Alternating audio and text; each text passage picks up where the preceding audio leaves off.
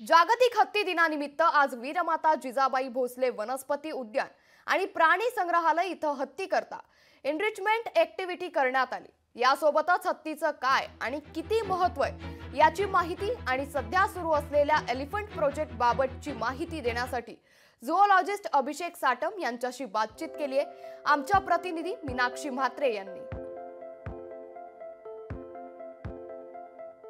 आज जागतिक हत्ती दिवस आहे आणि मुंबईच्या राणीबागेमध्ये हत्ती दिवस हा साजरा केला जातोय। आपण पाहतोय की सध्या राणीबागेमध्ये अनारकली म्हणून हत्ती आहे आणि कशा पद्धतीत हा दिवस जो आहे तो साजरा केला जातोय।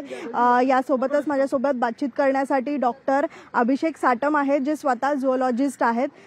सर, सध्या हत्ती दिवस जो आहे राणीबागेत साजरा केला जातोय, काय महत्त्व आहे आणि आजच्या दिवसाला राणीबागेमध्ये कशा पद्धतीत हा दिवस साजरा केला जातोय? दरवर्षी 12 ऑगस्ट हा दिवस जागतिक हत्ती दिवस साजरा केला जातो। हत्तींबाबत लोकांमध्ये जनजागृती करणं, त्याचं पर्यावरणातलं महत्त्व किती आहे याची माहिती लोकांपर्यंत पोहोचवण्यासाठी हा जगभर हा दिवस साजरा केला जातो।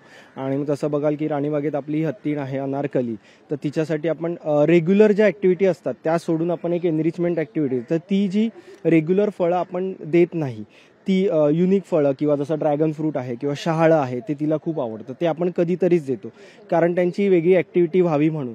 तर त्या प्रकारचं आज अरेंजमेंट इथे केलेली आहे। ज्या प्रकारे ते त्यांचं अन्न शोधतात त्याच प्रकारे जेव्हा आपण अशा काही ॲक्टिव्हिटीज करतो तर त्यांचं ते वाईल्ड बिहेवियर ॲक्टिव्ह ठेवण्यात खूप मदत होते। त्यामुळे अशा फक्त हत्तीच्याच नाही सगळ्या प्राण्यांच्या एनरिचमेंट ॲक्टिव्हिटी आपण करतो जेणेकरून ते त्यांचं सगळं एक्स्टिंक्ट तसंच राहील आणि ते हेल्दी राहतील। आजकाल प्रदूषणामुळे बऱ्याचशा गोष्टी वन्य प्राण्यांना हानी पोहोचते, तर आपण त्या गोष्टी जर कमी केल्या तर आपण ह्या सगळ्या चळवळीत छोटा का होईना खारीचा वाटा म्हणून आपण हातभार लावू शकतो। व्हिडिओ जर्नलिस्ट विनीत पेडणेकरसह मीनाक्षी म्हात्रे, लोकशाही मराठी, मुंबई।